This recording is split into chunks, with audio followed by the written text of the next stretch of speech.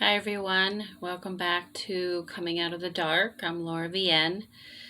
I want to welcome you and hope that you're doing well these last few weeks. My intention was to do a chapter or two every week. I've had some things that changed my schedule. So I'm back and I want to continue to go through my book, Coming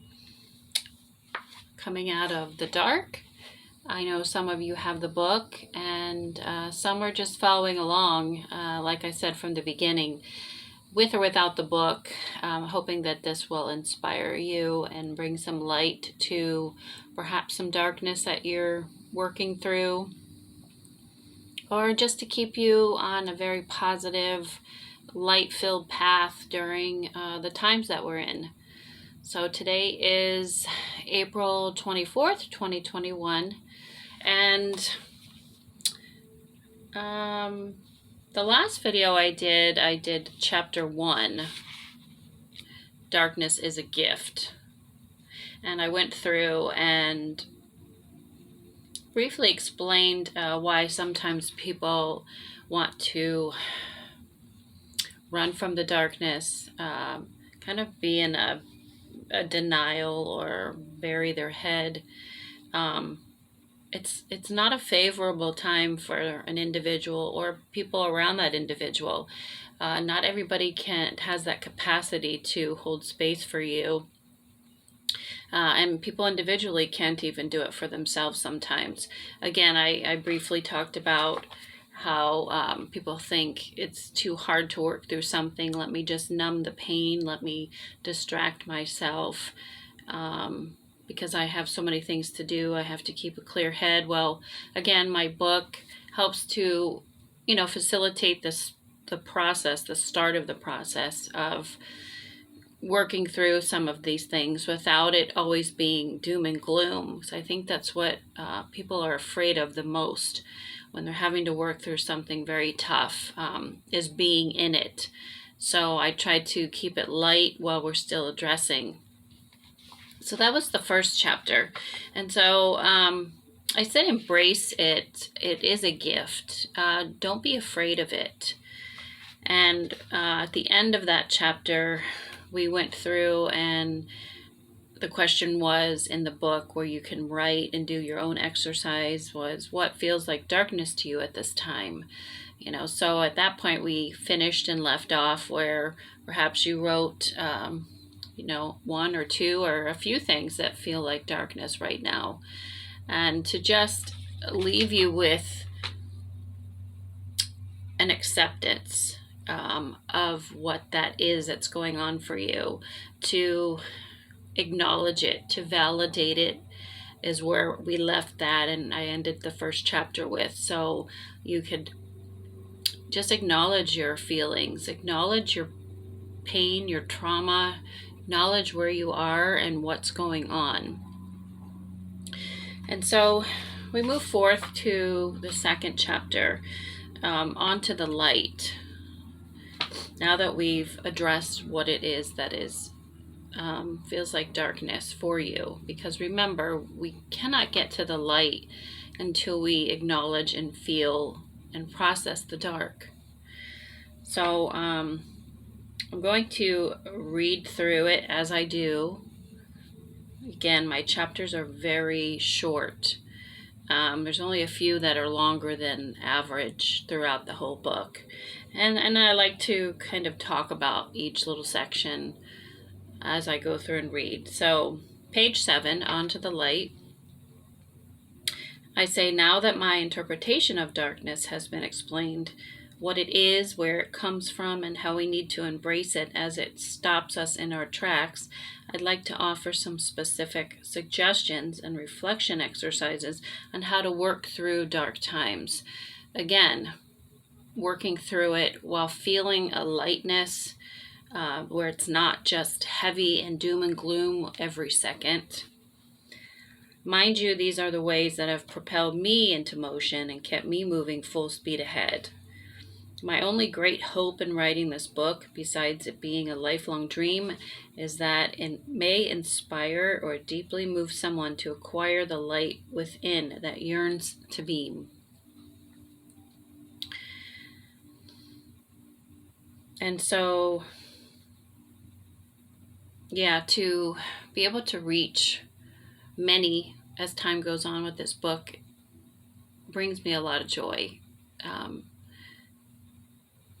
By nature, I'm not afraid to tap into feelings and hard situations and dark times, because I know that on the other side is such a relief and such a freedom. And freedom really is the key word.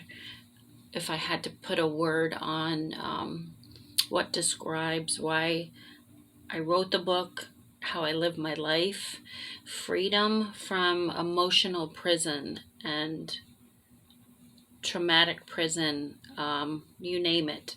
Freedom is the word. I am a freedom lover in every possible way. And so I just hope that it inspires someone to break free of something that may be new or lingering for years, from childhood, that has limited your true freedom in living an abundant life. So I say now on to the light. Light may be defined as not heavy, free from worries or troubles. As well, light is illumination from a specific source, powerful, bright radiation that can be perceived by the human eye. I say it makes you just want to go get some, right? We like the idea of light and freedom and joy and positivity. I mean, it makes me want to get that when I'm going through some dark times. There is a part of human nature. There are people in the world that darkness is a crutch. And usually what I think about that, my opinion is, they haven't worked out some old wounds. So having a crutch keeps them stuck. And perhaps they don't have the tools, or they just are not ready to let go of that trauma. And it serves a purpose for them. So everybody's different. And so this is a super short chapter. Again, I like to make them short because I did create it as a coactive book, so it wasn't too overwhelming for people. There's too much reading and then an exercise. I just want to give a quick overview and then jump into an exercise here. So I say at the second page of the second chapter, finish the following statement. Light is, and then there's an area for you to write. So when you think of light, what do you think of? So I'm going to give you just a moment to maybe jot down 3 or 4 things that are light, what light means to you.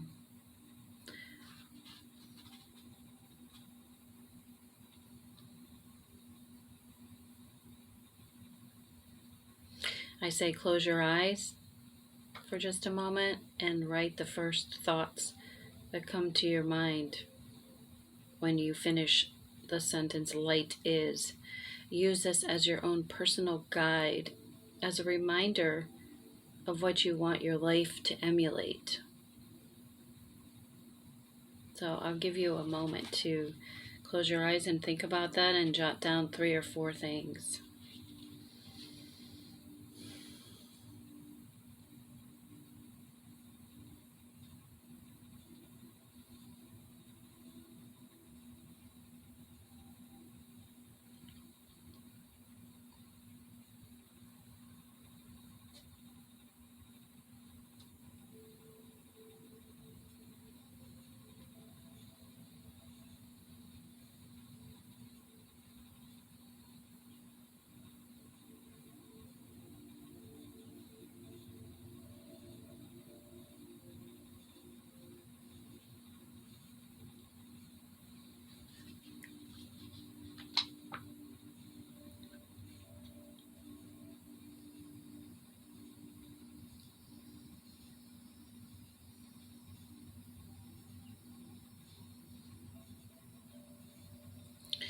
Okay, so hopefully you've jotted down 3 or 4 things that complete the sentence light is. And of course, in my book, I write, um, I wrote Laura, light is bright, light is glowing, light is soft, light is uplifting,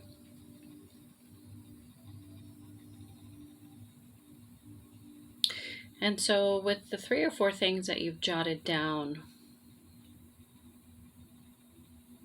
I want you to replace light is with your own name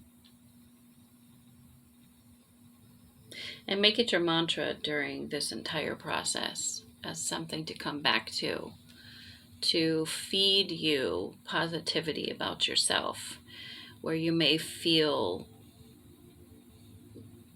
some negativity around the darkness that you have recognized that's in your life. So we need to feed the soul and feed the mind and the emotional body and the heart with those positive things while we're recognizing the darkness that exists. So I replaced mine with Laura is bright, Laura is glowing, Laura is beautiful, Laura is uplifting. So if you want to go ahead and jot down and change light is to your name and finish those sentences as well. It's a process of change of mindset, being good to you, speaking well of yourself. It does make a difference. It may be something that's difficult for certain people to do if they're not accustomed to doing it, but it is a mindset change, and it does start to trickle into other areas of your life after you start doing it for a while. If you do it long enough, you start to catch yourself. If you're going to say something negative about yourself, especially during a time of darkness, to where you're not saying negative things about yourself anymore.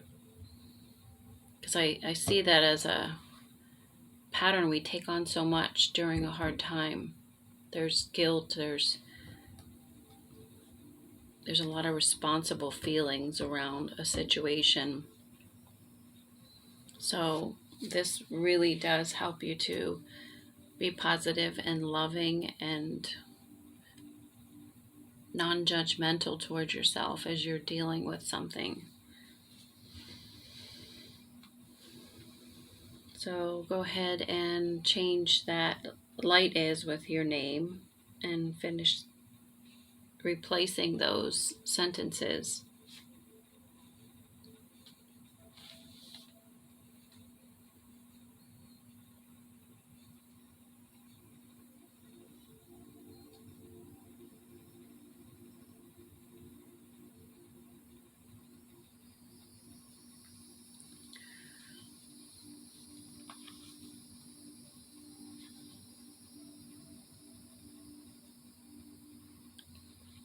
Okay, so what's really great about this, I think, and my reason for doing it is, this is something that you can look back on as you go through the rest of the book, and maybe in the future, you can look back at what you've written. I'm a believer in going back in my journals and seeing where I was and how far I've come and my progress, and it's empowerment for me. Some people say they don't like to look back. For me, it's an excitement of, wow, look where I was and look how far I came, and it empowers me and keeps me motivated and lets me know that I'm strong and I can get through any situation. And I hope that that does that for you as well, as this is a reflection to go back and look at later. And so right after that second chapter, I wrote on page 9, following are my list of illuminating treasures and how to implement them into your life. Hopefully they will be my gifts to you now or at some point in your life. And so we go into chapter 3, which I'll go ahead and do, and just do 2 and 3 together today. So on page 11, chapter 3, turn to and trust in God. Which, of course, in my dedications and in my own life, God is first. I daily have to put him first. And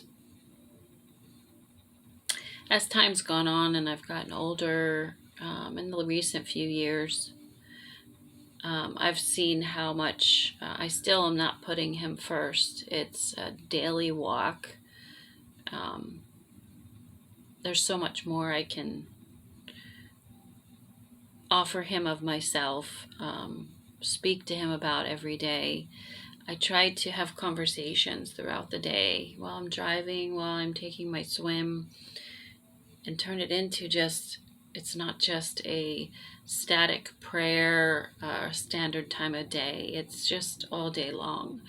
And I'm learning to turn over my life even more, where I've seen where I didn't in the past as much as I should have.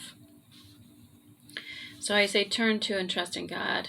Know that the Lord works wonders for the faithful. The Lord hears when I call out. That's Psalm 4:4.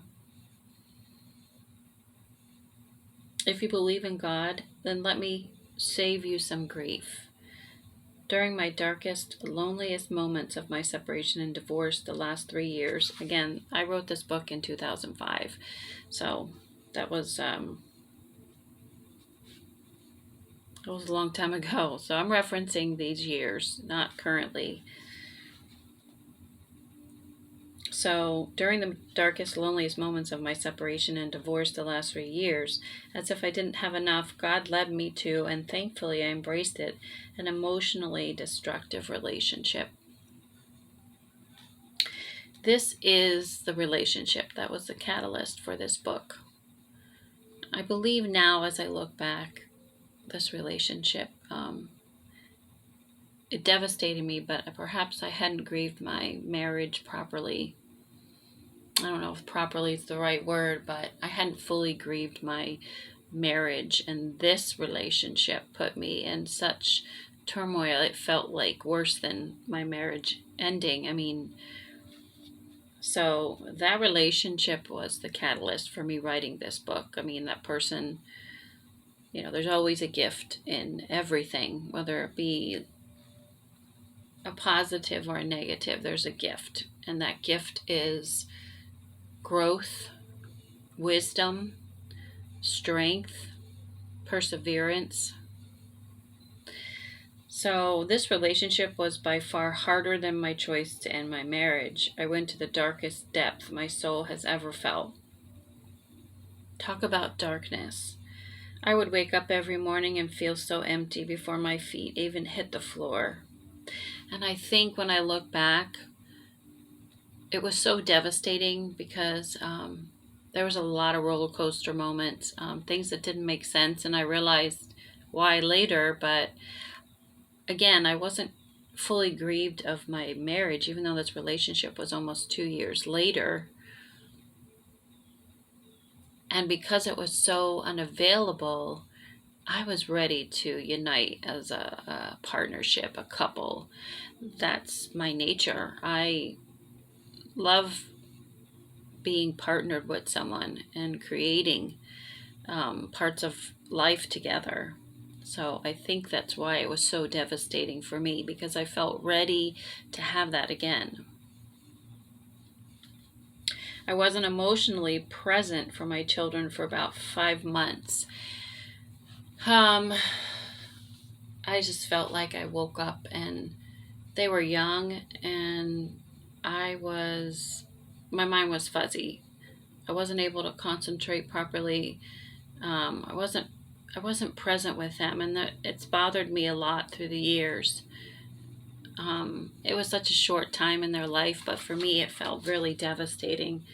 So I pride myself on being present and interacting and listening. And I know that I wasn't listening properly. I was mothering and taking care of all their needs, but not in the way that I really like to. So that's what I mean by that. I felt despair and sadness and purely lost and closed, none of which I truly am, and I knew what was happening and was determined to conquer it. Well, my overzealous attitude of never letting myself become dependent on something or someone was squashed. Laughed at by God, He watched me and waited patiently for me to call on Him. I say laughed at. I mean, by that I mean like, God's kind of smiling like, okay, child, I'm going to let you do your thing, free will, but you'll be back to see me and call on me. So I relate it to similar to when your own child resists your guidance to eventually learn the hard way. And that's what it felt like. Finally, one day it was so bad, my mind was spinning thought after thought 24/7, and I experienced for just a moment what it must feel like to actually have a breakdown. I felt like I had lost it. I felt like, I had a lot of responsibility in my life at the time, being a single mom with these two young boys,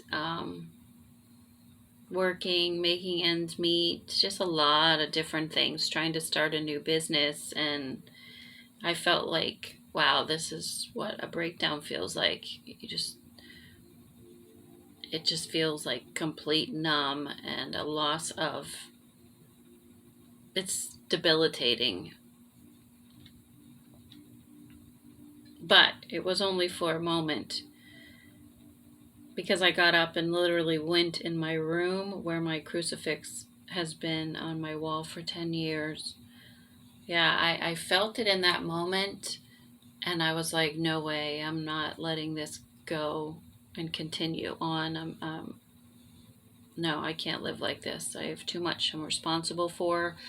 I have too much to do in my life. No, I'm logical and smarter than this. It's not going to take me. Basically, it was the enemy working overtime. So I felt a weakness in my knees in front of my crucifix on the wall. I fell to the floor. I wept for what seemed like hours and just pleaded with God to take the situation away from me. I am here to tell you that as a Catholic, as I grew up, I never once prayed on my knees in my room in front of my crucifix. It was always just there on the wall.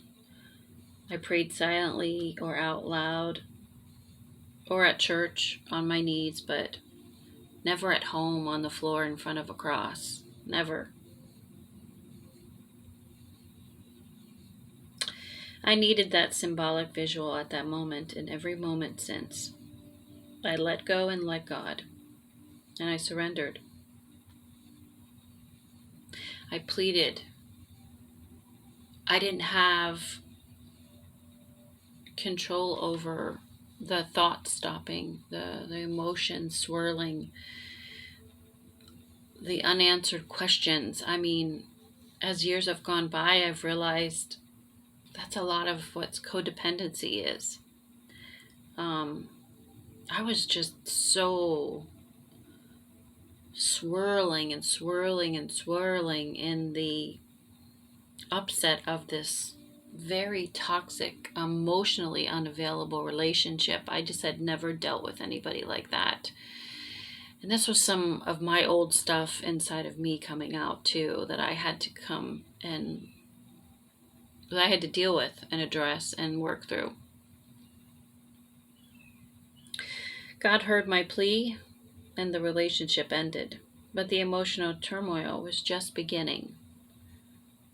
So don't wait.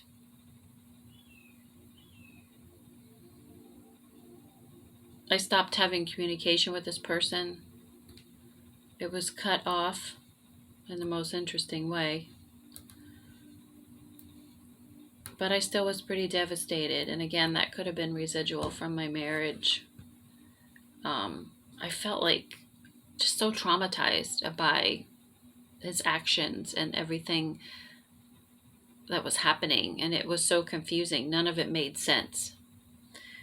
So I say, give it all to God and you will have what you need at just the right times, good or bad. In hindsight, it's all good. And it's all good because I persevered. I turned to God. God heard me. God helped me through. I was stronger than ever before. And even since then, since 2005, so many things have happened that have strengthened me. And when we persevere and we overcome, we are empowered. We are strengthened to know we can get through whatever. So at the end of this chapter, I have some lines where you can write. And I invite you to, there's no guide on it. It's just an area pertaining to the chapter. And so what I suggest is writing, if you're a believer and God is your go-to, or whoever your source is,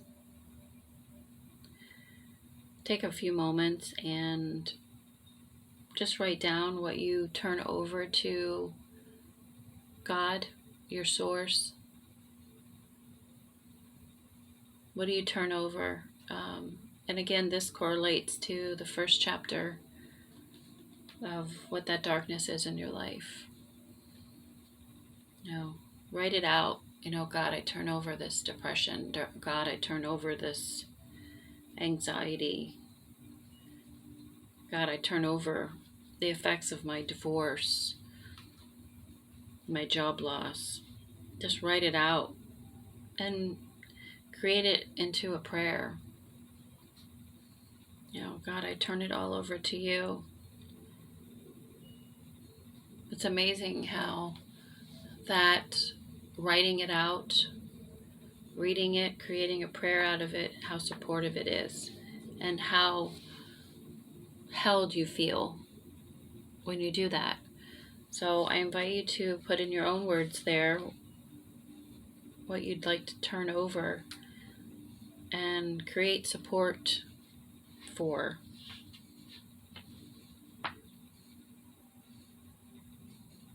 And so that ends chapter 2 and chapter 3. I'll do chapter 4 next time.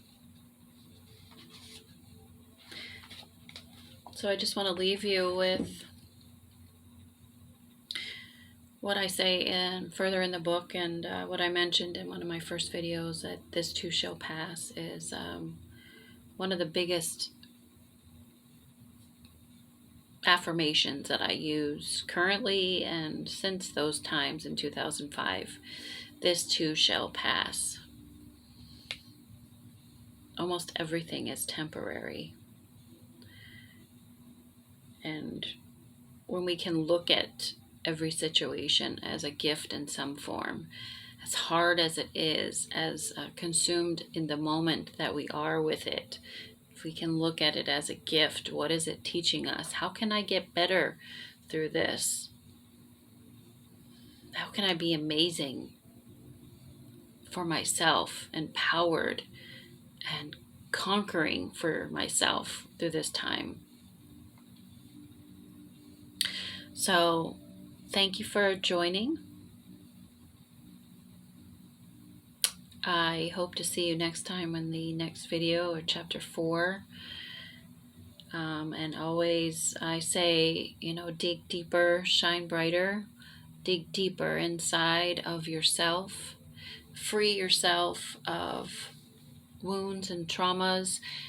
This helps facilitate that. I'm by no means a mental health professional. I'm just someone who has used some great tools that I believe in my toolbox that I want to share to help people come out of a dark time. So dig deeper, address and start the process, and shine brighter for yourself. And when you do that for yourself, you free yourself and you emulate that to the world. And it's a beautiful thing. And there's peace in it, and there's freedom in it. So thank you for joining. I will see you next time. Have a wonderful weekend. Blessings.